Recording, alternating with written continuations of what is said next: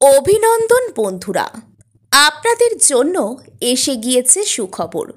এই পূর্ণিমায় অর্থাৎ বছরের প্রথম পূর্ণিমায় আপনাদের প্রত্যেকের যা কিছু ইচ্ছা রয়েছে সেই সমস্ত কিছু পূর্ণ হতে চলেছে।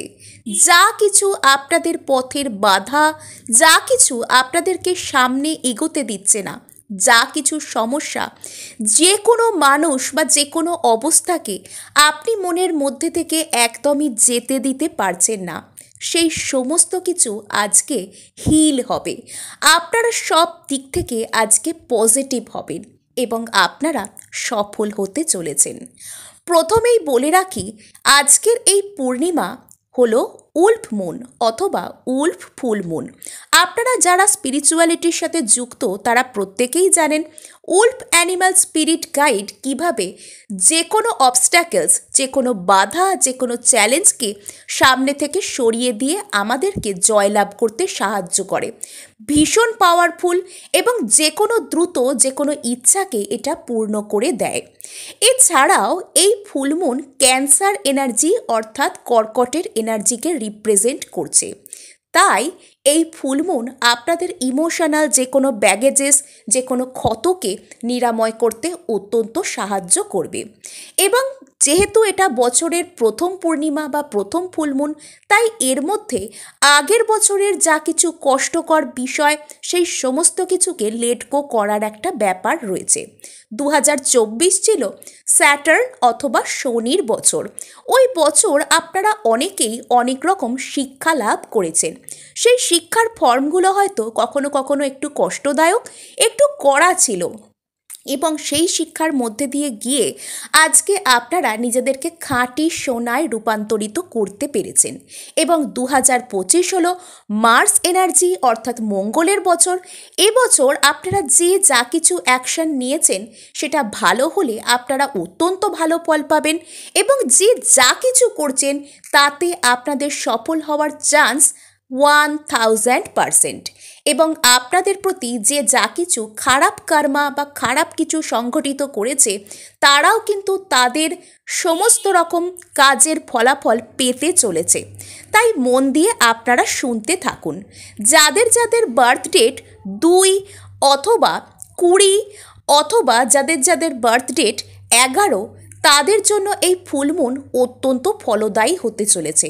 এছাড়াও যারা কর্কট রাশিভুক্ত মানুষ, যারা মীন রাশি, অ্যাকুয়ারিয়াস, ক্যাপ্রিকর্ন এই সমস্ত থেকে বিলং করেন, তারাও কিন্তু অত্যন্ত পজিটিভ ফলাফল পাবেন। বাকি সবার জন্যই পজিটিভ ফলাফল থাকবে। এবং আপনাদের জন্য আমি একটা অত্যন্ত সিম্পল অ্যাক্টিভিটি এনেছি, যেটা আপনারা ফলো করলে নিজেদেরকে হিল করতে পারবেন।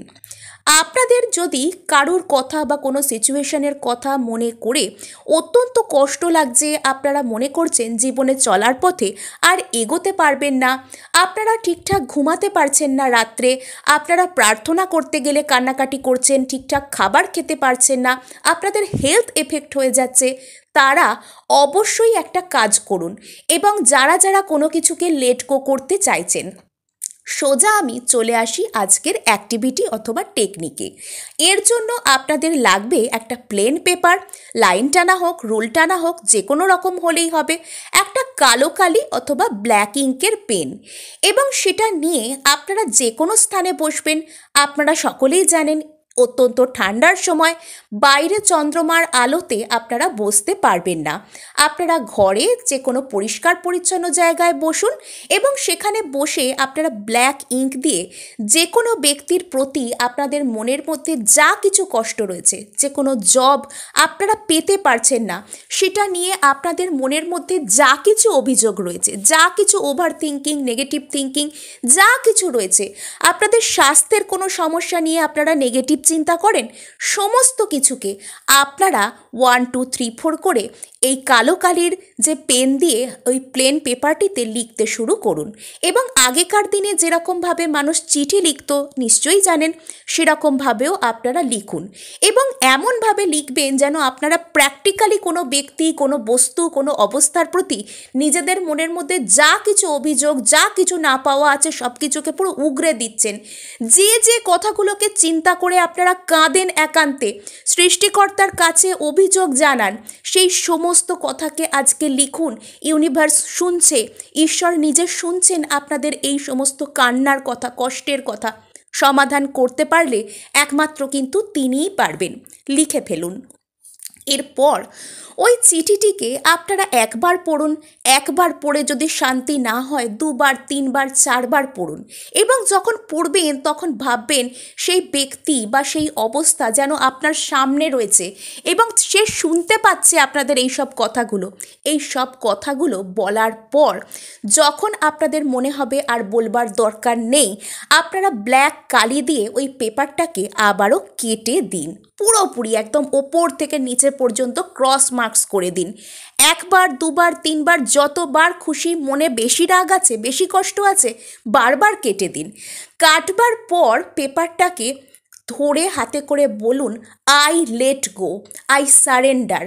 আজকে আমার যা কিছু কষ্ট ছিল আমি যেতে দিলাম, আমি মাফ করে দিলাম, আমি সৃষ্টিকর্তার কাছে, ব্রহ্মাণ্ডের কাছে, ঈশ্বরের কাছে সমর্পণ করে দিলাম বলে সেই পেপারটাকে নিজের থেকে উল্টো দিকে মুখ করে আপনারা ভাঁজ করবেন।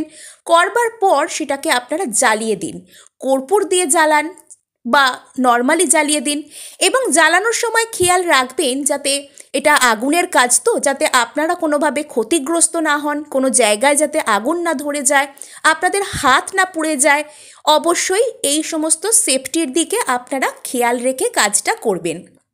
করবার পর ওই ছাইটাকে আপনারা কোনো টয়লেটে ফেলে ফ্লাশ করে দিতে পারেন, কোনো নোংরা ফেলার জায়গায় আপনারা গিয়ে ফেলে দিয়ে আসতে পারেন। আর এরপর আপনারা নিজের হাত পা ভালো করে ধুয়ে ফেলুন। স্নান করতে আমি বলবো না, কেননা অত্যন্ত ঠান্ডার সময়।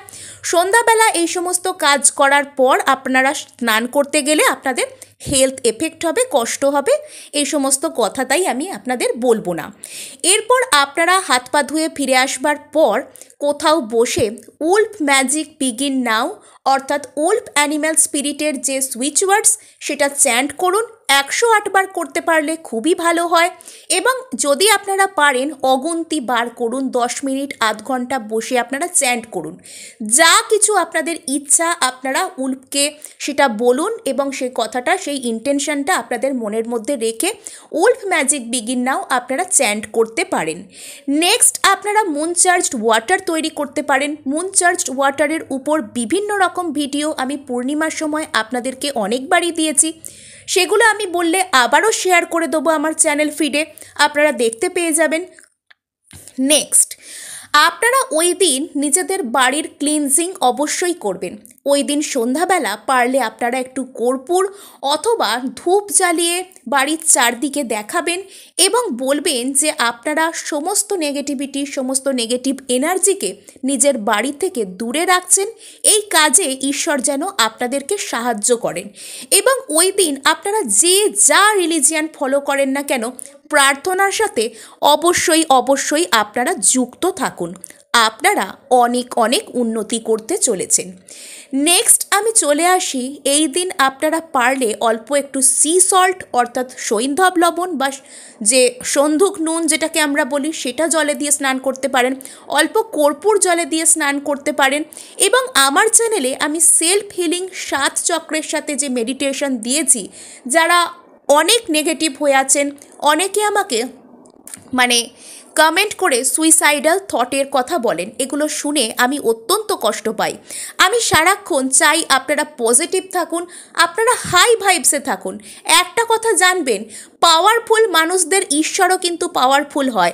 এই যে আপনারা বারবার ঈশ্বরের কাছে নেগেটিভ হয়ে যান, ঈশ্বরের কাছে গিয়ে আপনারা অভিযোগ করেন সারাক্ষণ, আমার না এই হয়নি, আমার এটাও নেই, আমি কিছুই পারবো না, আমার দ্বারা এই হবে না, ও যদি আমার জীবনে না আসে আমি বোধহয় শেষ হয়ে যাব।